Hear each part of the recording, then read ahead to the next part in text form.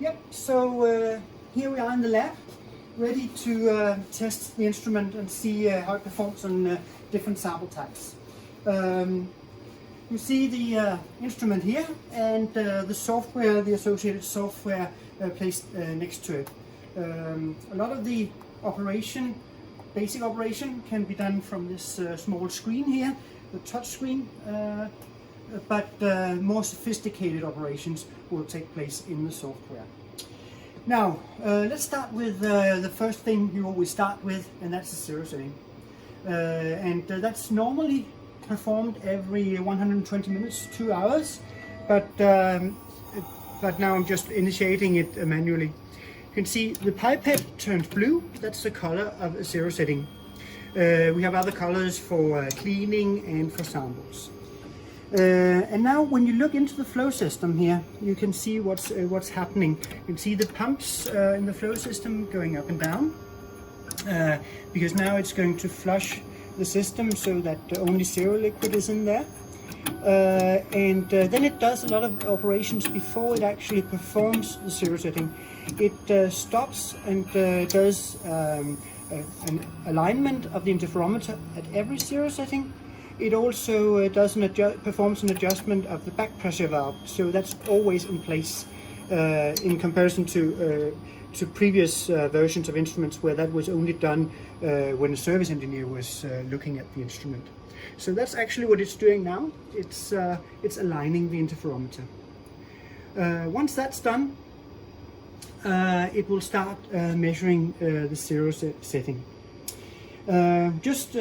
Looking at the flow system while we're waiting for this, we have the pipette, and as I said in the presentation, it's heated so that it will always make sure that your sample is heated from the very beginning going through the system.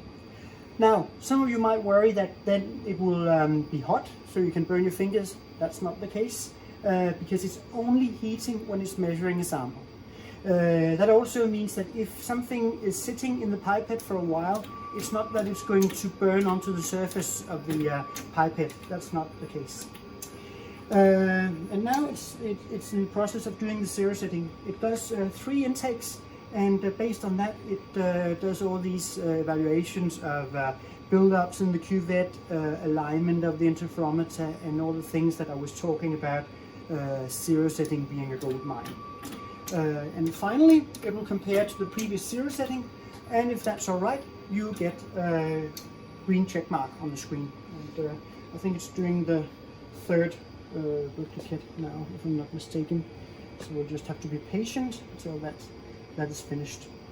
Of course, if the instrument is dirty before the zero setting, it knows that, and then it will perform a clean prior to the zero setting. But because this was already cleaned, it's only going to do the zero setting now.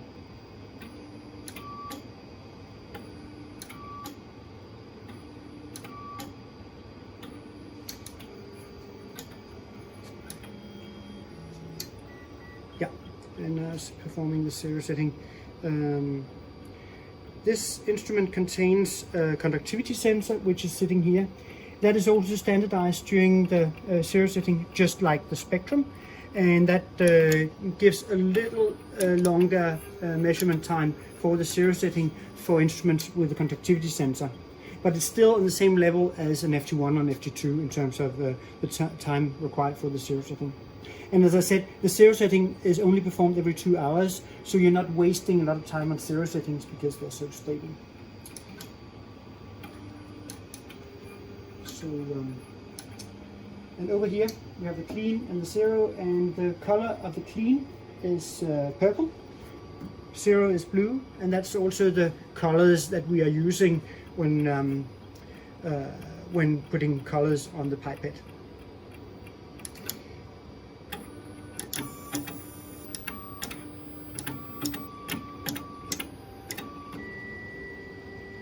Okay, and now the pipette comes out, turns green, and it's ready to measure. That's always the indication of that. And if we look at the zero setting over here on the screen, you can see that it passed. There's a green check mark here. And if you want to see the numbers actually indicating the difference from the last zero setting, you just double click and you'll get the numbers up. But in general, we don't show result for zero settings. It's just checking that everything is okay. It's being done in the background. The operator doesn't have to worry about that. Okay, so now we're ready to measure. Let's just take whole milk and see how you measure a simple milk sample here.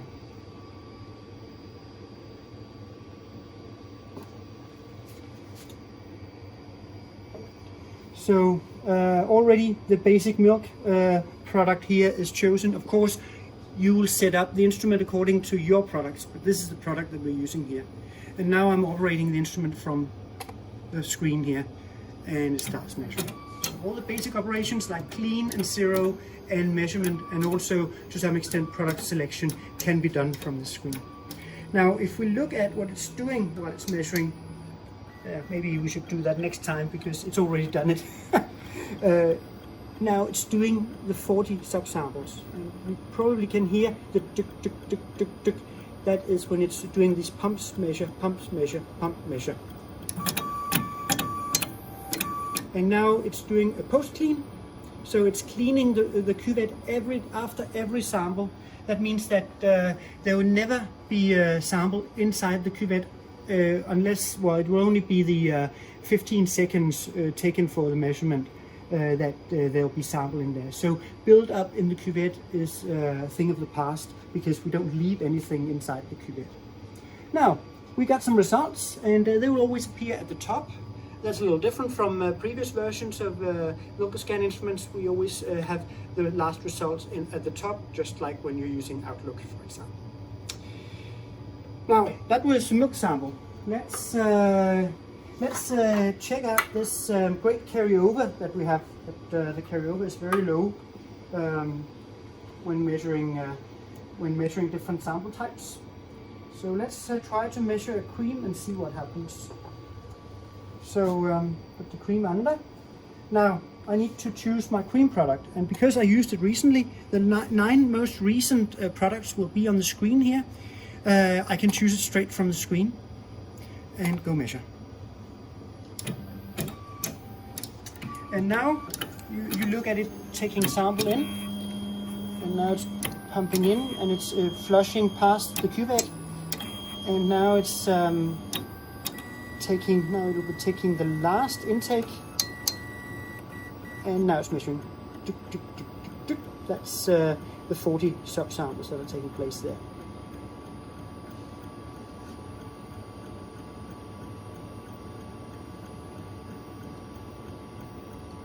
And now it's doing the post clean.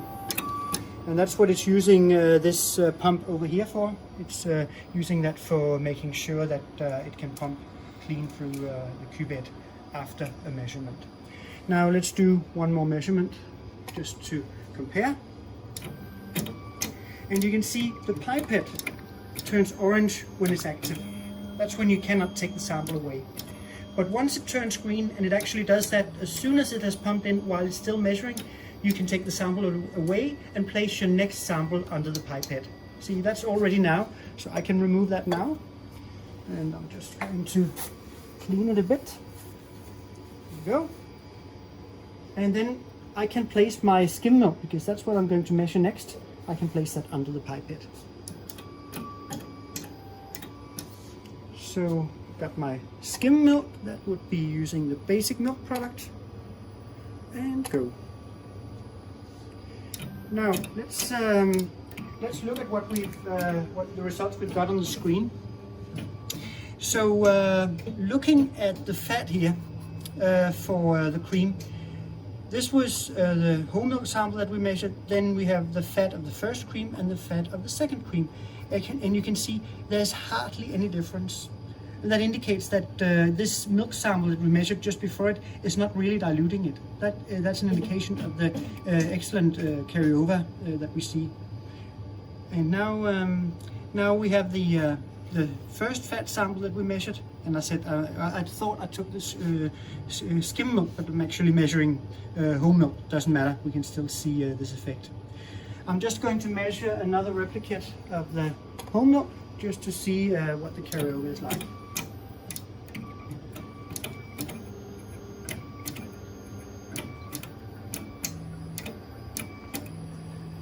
analysis time of a milk sample is 30 seconds and cream sample is less than 40 seconds. For other sample types, the measurement time will vary depending on their viscosity.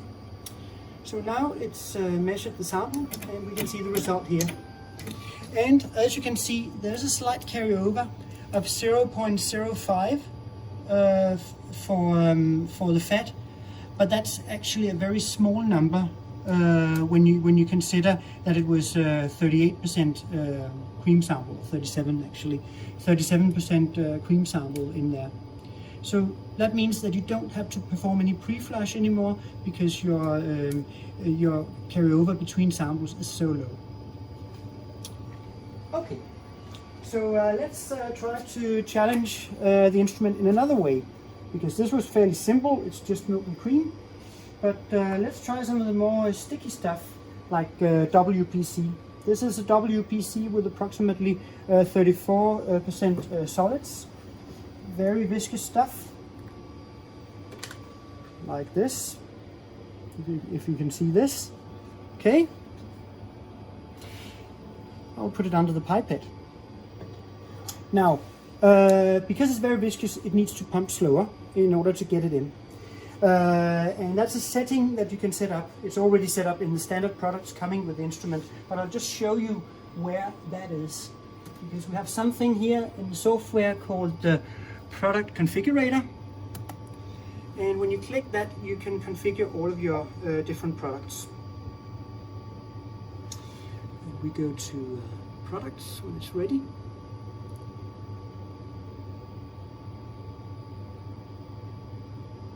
It takes a while when you're waiting, but here we go. Now, what I want to measure now is concentrated whey and permate. And this is a group where we have different products underneath. And what I'm interested in here is the concentrated whey. Here I can then look into what prediction models I have. But what's more important in relation to this are the settings. In particular, the measurement parameters. So in this case, we have a very viscous sample, and I would actually prefer, if I'm measuring something very viscous like WPC, that's also what it says here, I would go for very high viscosity. I've got some other options here as well. I can indicate if I want a pre-flush. I would not recommend that because it's not necessary with the low carryover that we have. We can indicate if we have particles in sample. That would be, for example, when measuring chocolate milk or fruit yogurts. And then we also have homogenization. And earlier I've said that there's no homogenizer, no high pressure homogenizer in the instrument like we have in the FT1 and FT2. But there is a homogenizer. It's this little valve. It's basically just a valve that operates as a very low pressure homogenizer, just 20 bars. So it's not a wear part, it's just there for special products like yogurts where we need it. We use it for getting the air out of samples with air in it, like yogurts or ice creams and so on. But for this type of sample, it's only the viscosity that we need to adjust. You can also do auto detect. So if you don't know the viscosity of your sample, you just go auto detect, and then it will detect it automatically. It takes slightly longer. It's only a few seconds longer that it will take you if you go auto detect, and it will also be a little conservative. So a higher viscosity takes longer. So it will probably take longer if you're using auto detect. So because I know this is a very high solids sample, I go for very high, and I go save, and then I can switch back to my analysis software, Nova platform. Okay, and now we're ready to measure. So then I just need to choose my product. And that's the concentrated whey in this case. That's the name I've given it. And now we start measuring. And now when you look at it, taking the sample in, you will see that it's well, in the beginning, it's very much like when it takes in milk or cream, but it's going much slower because this very high viscosity setting will make it move very slow. And therefore it's only if it's needed that you should run very high. Otherwise, go for medium or high. It's something that you can try out. It doesn't, well, sometimes you won't get a result. You'll just get a message saying maybe air in the sample if you're pumping too fast. But there's no risk in trying other viscosity settings, so you can always do that if you want to try something new out. Or you can use the auto select viscosity setting. So yeah, it's taken quite a while, and when because it's pumping this very viscous liquid through, and of course also because it's more difficult to clean out afterwards. The whole cleanup procedure after the measurement will also take longer, but that doesn't matter because you get your result, and then we'll just do the post clean when you left the instrument. You can always follow the progress here, and you can see the progress is quite slow here, and that's because it's using this high viscosity setting.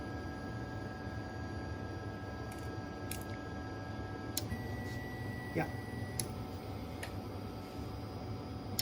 So samples like this can usually not be measured in a standard MilkoScan of the previous versions, because it was just too viscous, couldn't get through the cuvette, not the cuvette, through the pipette, and also the homogenizer, getting it through the homogenizer was a problem.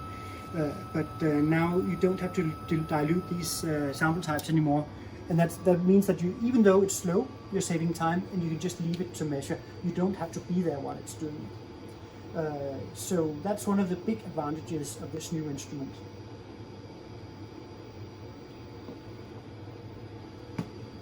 Yeah, requires patience. We'll soon be ready to do the measurement, and then we can take the sample away.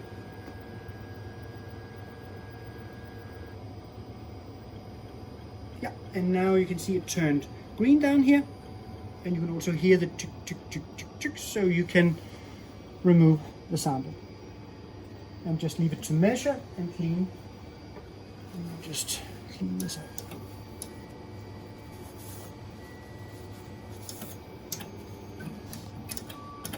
And now there's also a result on the screen. While it's still cleaning up, you can see the result. And it contains around 28% protein and 34% solids. So we've tested up to 36% WPI, still working.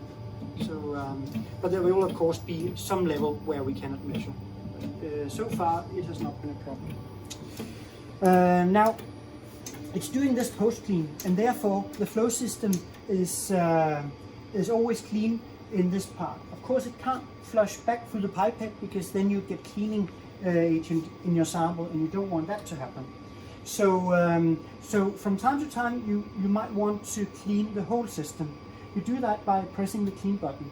If you don't, it will do it after 15 minutes, 15 minutes after the last sample you measured, and there's no problem in the sample building up in here if you leave it for 15 minutes. We've left it for several hours, and it can still clean the system because it can pump hot liquid through the pipette. But let's just do a clean now, just to see what it looks like. See, now it turns purple, because that's the color of clean. And this is the standard clean. But of course, if something gets really stuck in your system, if you're trying to measure something that the instrument actually can't measure, then you might have to do something more vigorous, and then we have an extended cleaning procedure to that end. And see, it's doing a lot of operations inside the flow system. Amongst that, it will also do a foam clean, because we find that the turbulence that you get when you are cleaning with foam gives you a much better cleaning efficiency. So it's sucking air in, and then it creates foam and puts it through the cuvette.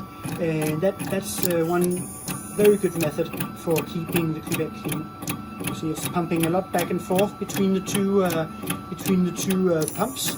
So you can see how it's going back and forth through the whole flow system. Another new feature that we have added is that we have the back pressure valve here, and the back pressure valve is usually quite sensitive to particles and so on getting stuck down here. But you can see we have a loop, and that's in order to keep the back pressure valve clean at any time. So the sample never gets to the back pressure valve because there's so much space there, so it only be very dilute sample going through the back pressure valve. So that also means that the durability of the back pressure valve will also be better in this instrument.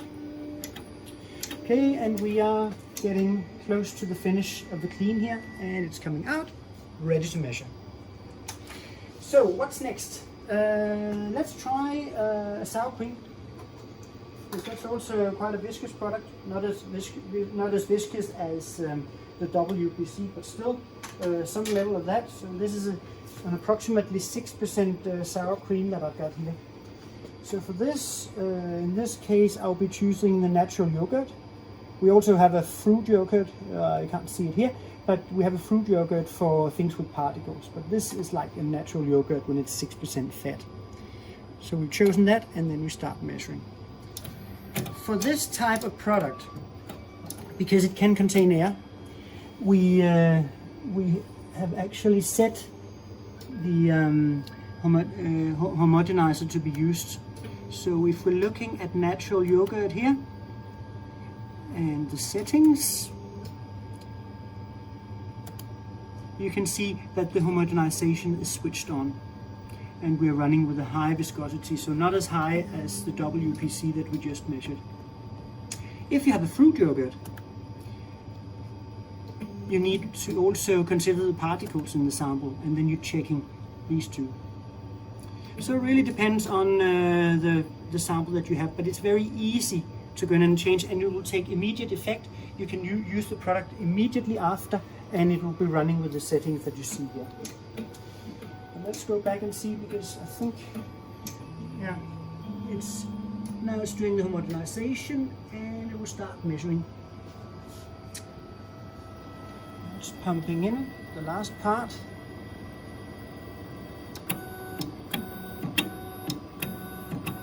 It's the homogenization being performed now. It's going back and forth through the homogenizer a number of times to get rid of the air. And now it's measuring. And of course it will also do a more thorough clean after a sample like this with this viscosity to make sure that it's all clean. Now let's see if we get the results. Here we go, 6.29 in fat, and so that's all as expected for this sample type.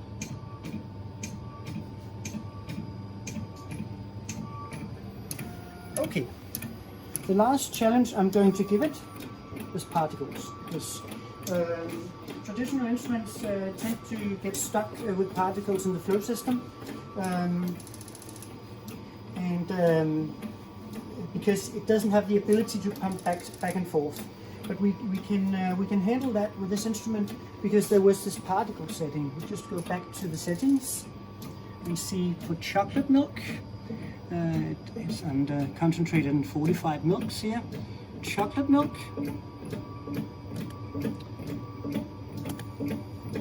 And you can see it says particles in sample, and that's checked. And then when you check that, it's changing the flow sequence so that it's not putting so much sample through the filter at one time, so that particles do not get stuck.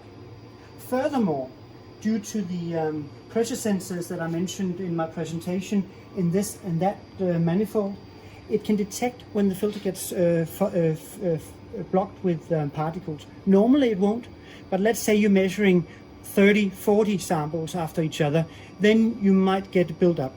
And we'll just have a look at the filter afterwards. But let's just measure some chocolate milk with particles.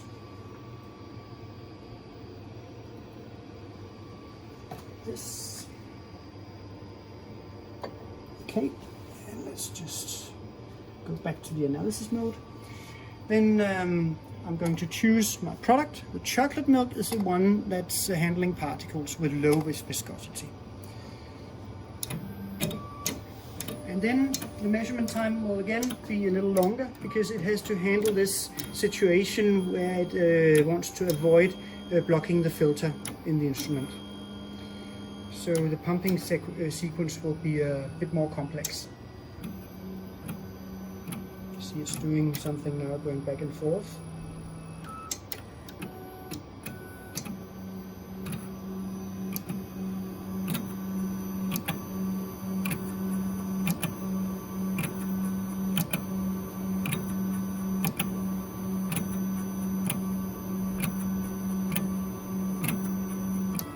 And now it's ready to measure. I'll turn screen out here so I can take the sample away. And let's see what result we get. It's almost there.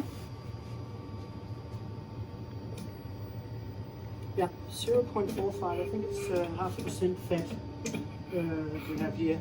Yeah, it is. So, and it's distinguishing, of course, between lactose and the different sugars beneath.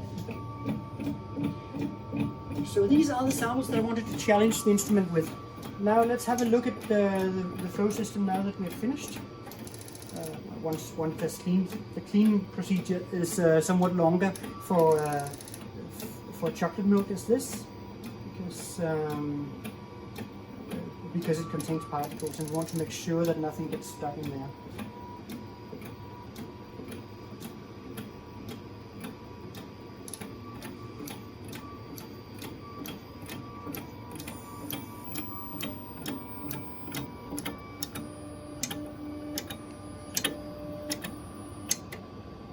Yes, and now it's ready. Now it's finished measuring this. Okay, says it's ready. So there's an inline filter as I was talking about, and this inline filter is not something that is a wear part. You can just take it out and clean it. And in some cases, if the filter gets blocked, it would actually tell you on the screen that you have to do that. So let's have a look down here. The filter is sitting just down here underneath the cuvette area. So now I'm just going to unscrew that.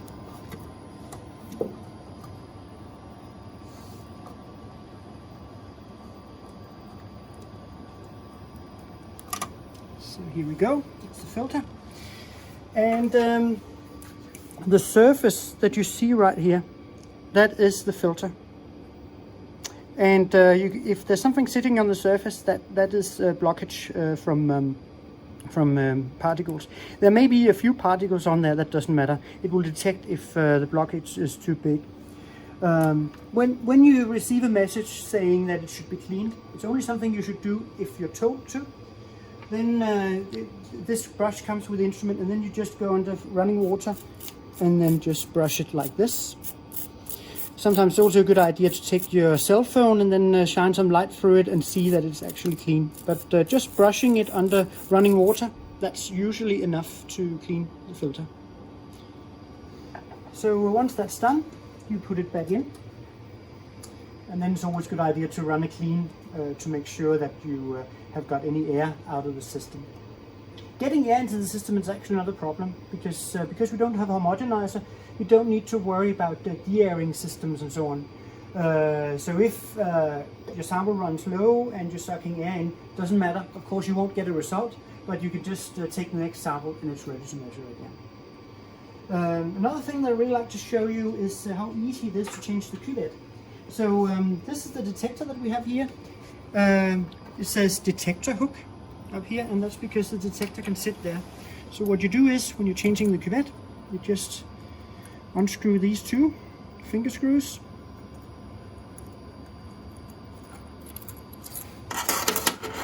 And there's also an instruction in the software, so it's quite easy for you to do. And then it sits on top of this. Come on.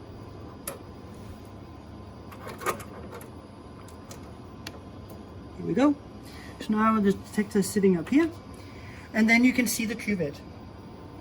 It's down here, and you can just unscrew that and replace it. You can see there's a little chip down here. That's the ID chip of the cuvette. So it always knows when the cuvette has been changed. So the correction history that you'd normally clean out when you're replacing a cuvette on the FT1 or FT2 will be cleaned out automatically when this chip is not the same. So it's doing the check every time it measures to make sure that it's still the same cuvette and the corrections are the same. Yeah, so that's how to replace the cuvette. So you can do that yourself. You don't need a service engineer to help you.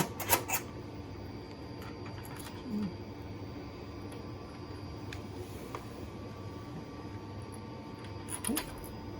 The last thing I'm going to show you is an example of the intelligent diagnostics. I mentioned it in my presentation, but just to see here, you have the clean and the zero, and they're colored, so you should be able to tell the difference. But if you can't, then the software will make sure that you get it right. It measures the conductivity with this sensor here in the different liquids. So if I'm swapping them around, if I'm taking this out and putting the clean under the zero pipette, and vice versa, you're getting a warning up here. It takes a moment, getting a warning, and it tells you that the clean and zero containers have been swapped. If you then go to the software, it will also tell you what to do about it, because you have this little black toast here. It says go to diagnostic. It's right here. It says go to diagnostic center to no.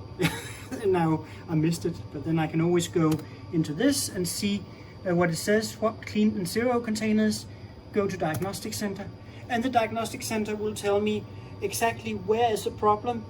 You need to swap these two, and then let's try to do that and see what happens.